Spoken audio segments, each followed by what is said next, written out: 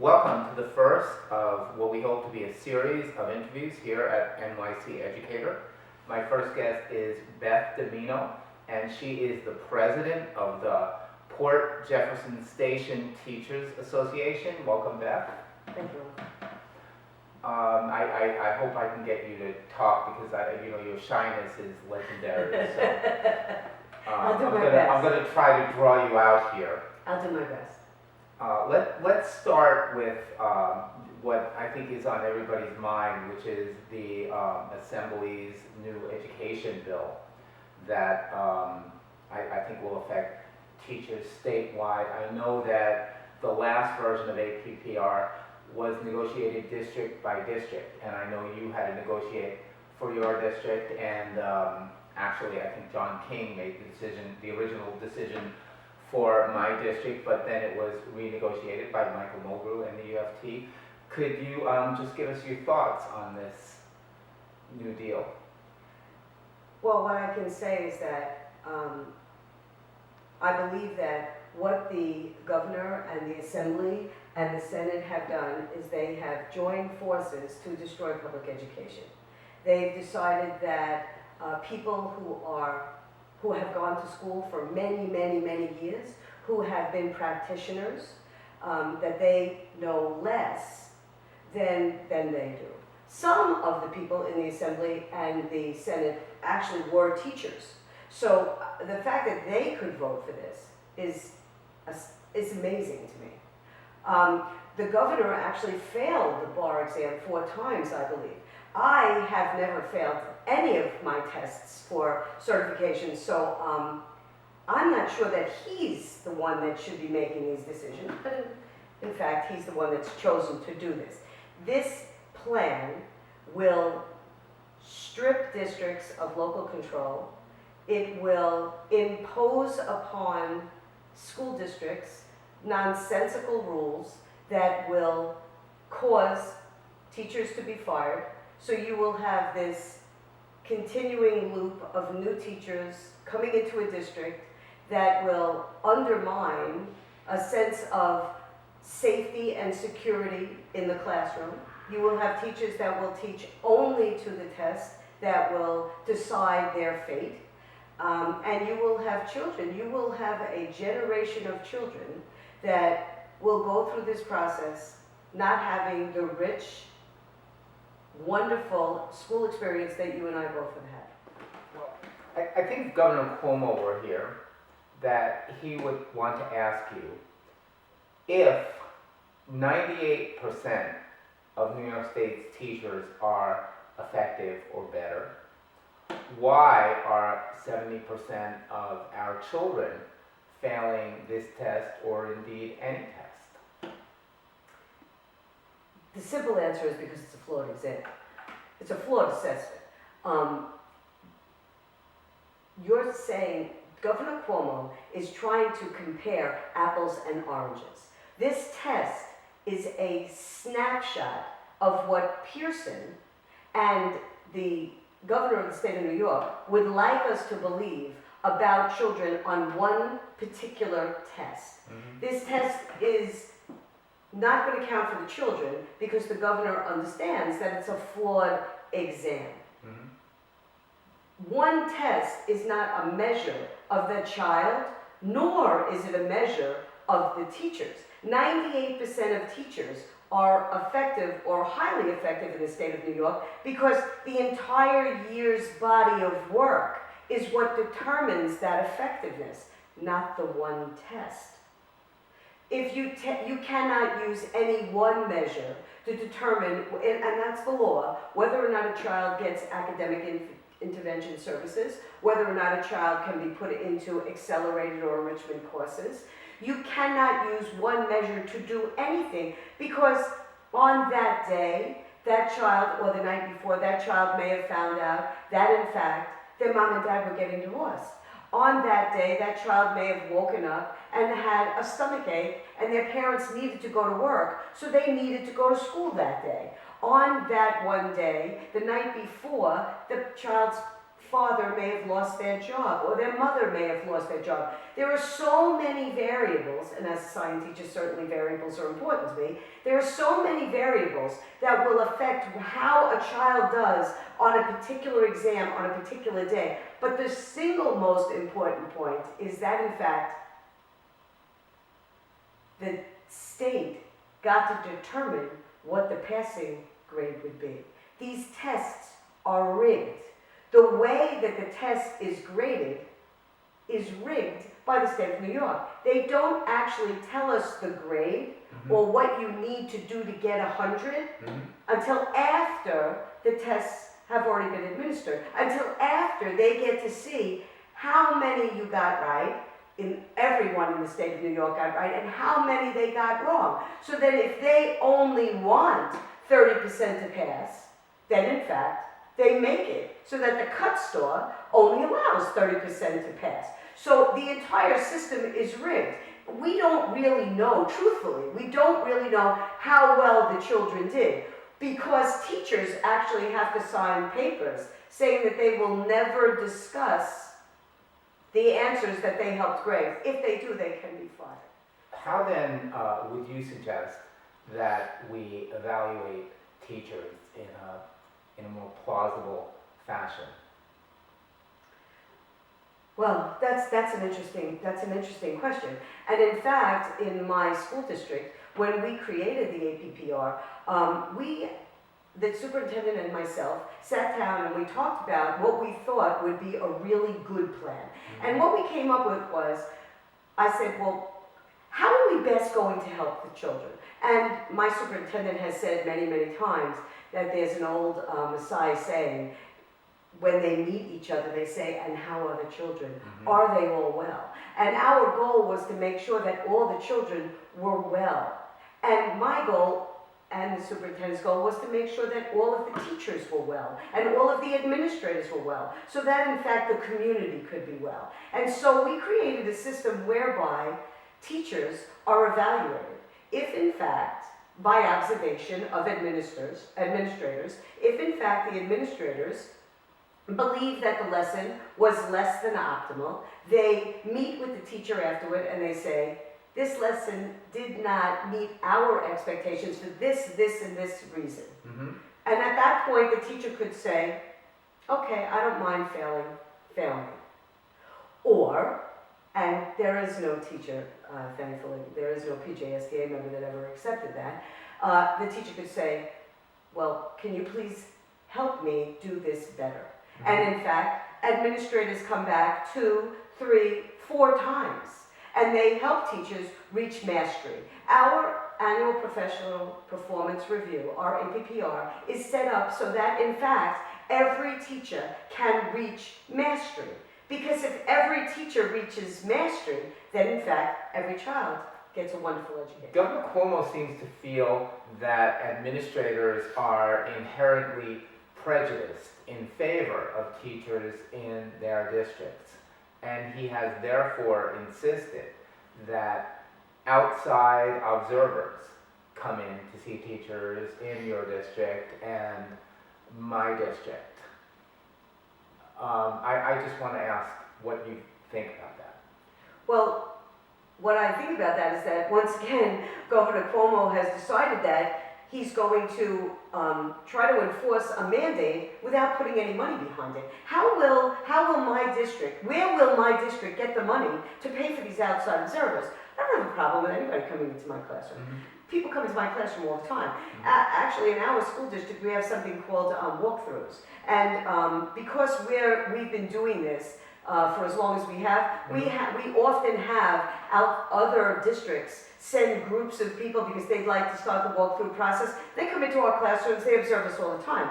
I don't really have a problem with people coming into my classroom. The problem is, where is my school district going to get the money to do this? Does the governor really think that, in fact, SUNY professors are just going to volunteer to come in and observe us? They're going to have to do the paperwork. Who's going to pay them to do that? Let's just say that we exchange observers. So a neighboring district comes in and observes us, and we go and we observe them.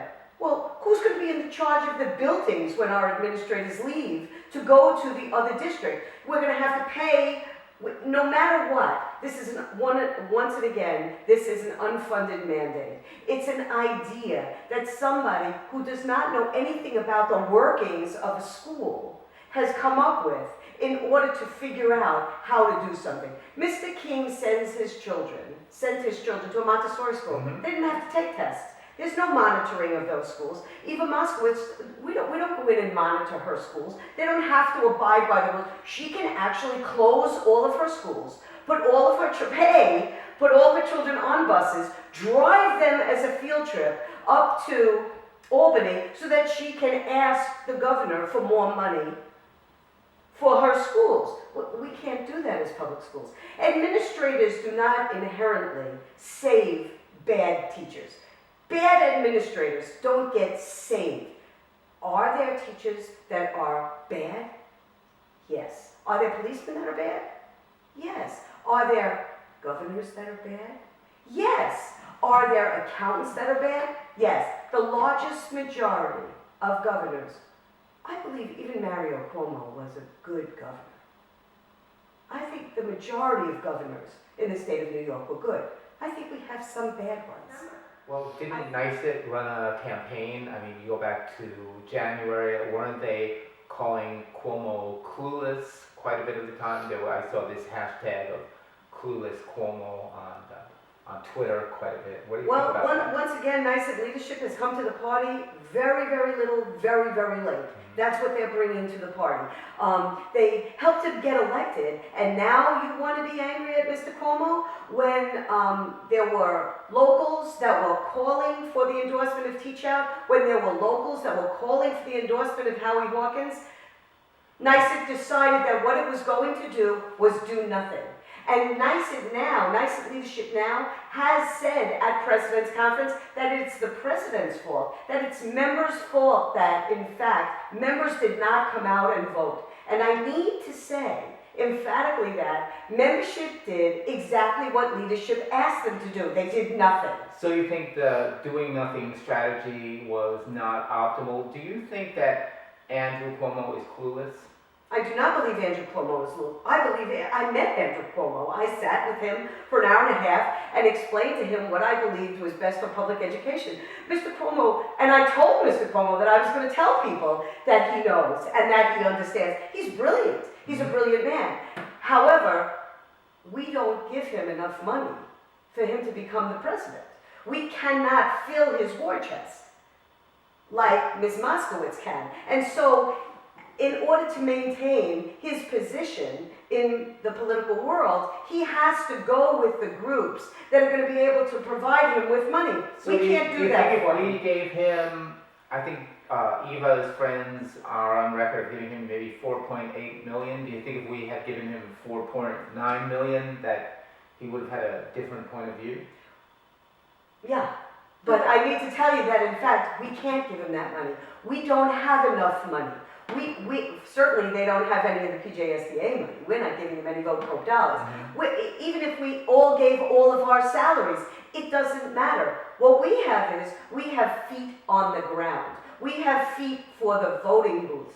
The problem is that our union leadership told us to do nothing.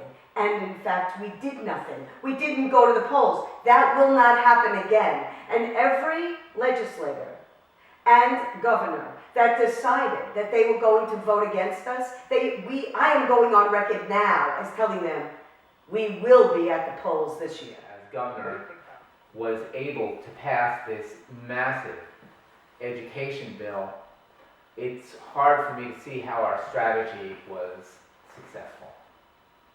Our strategy wasn't successful, but union leadership's strategy, I guess, was successful. I'm not 100% sure whose strategy it was, and I don't even think that Cuomo passed it. In fact, the legislature passed it.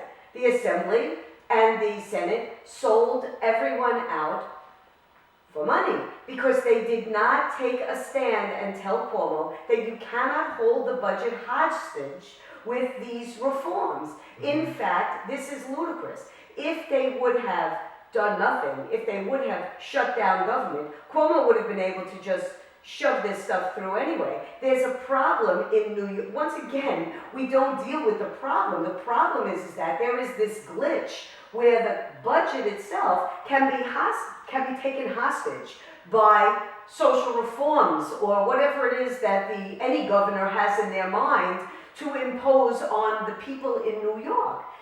Nobody charged Cuomo with doing this. Nobody charged the legislator with doing this. They did it of their own accord.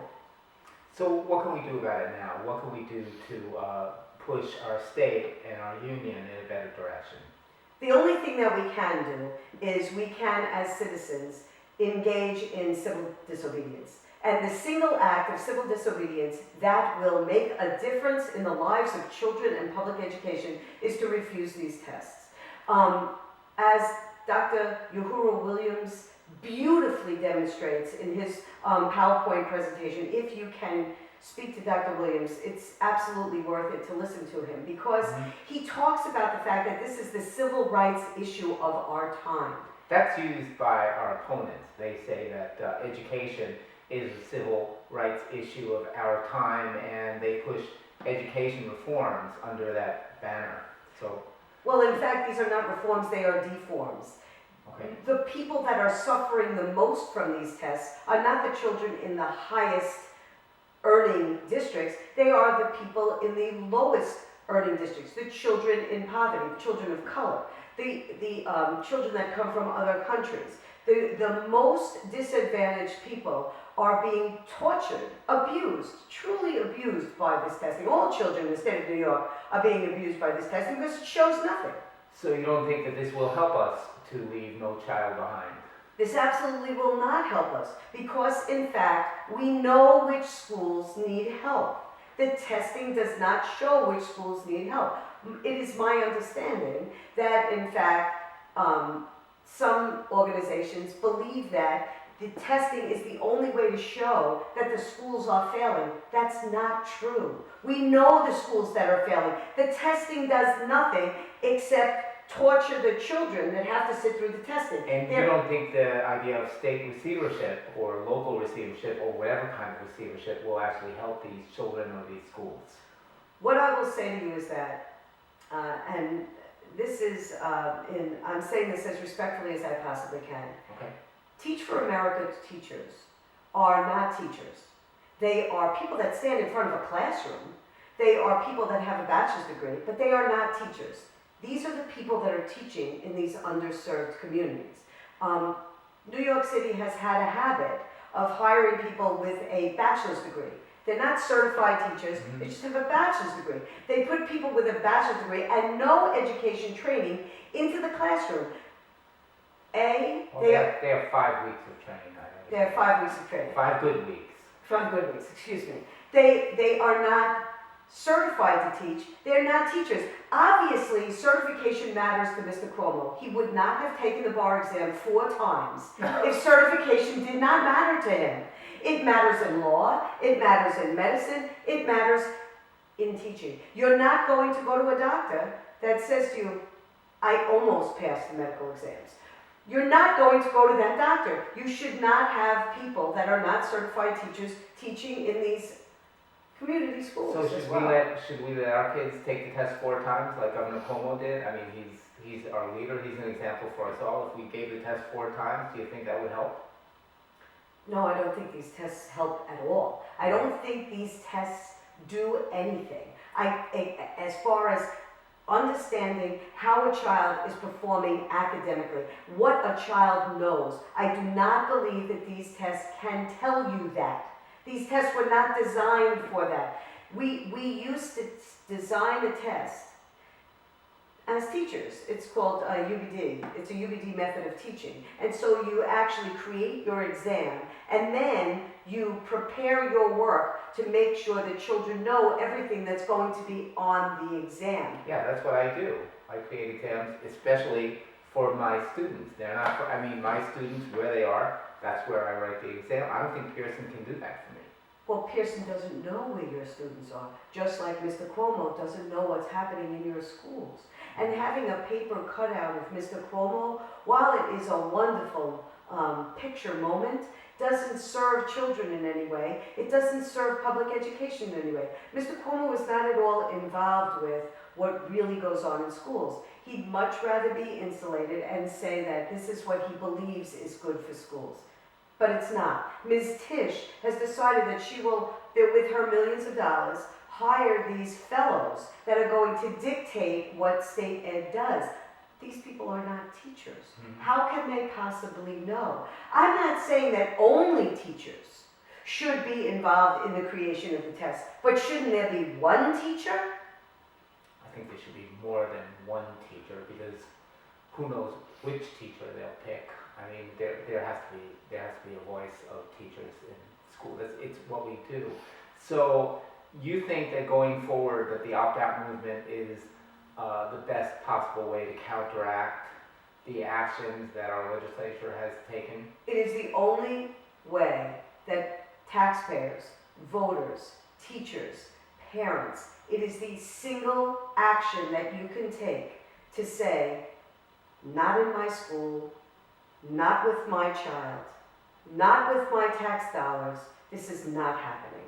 The testing strips local control of schools. The testing depletes monies from the school districts to the tune of millions of dollars that school districts could have spent on teachers, on classroom supplies, on field trips, on repairing their buildings, on after-school activities. Millions of dollars are being funneled to the, immediately to the testing companies. No one in the local school community is benefiting from the testing. No one. Well, thank you very much, Beth Dimino, President of the Port Jefferson Station Teachers Association.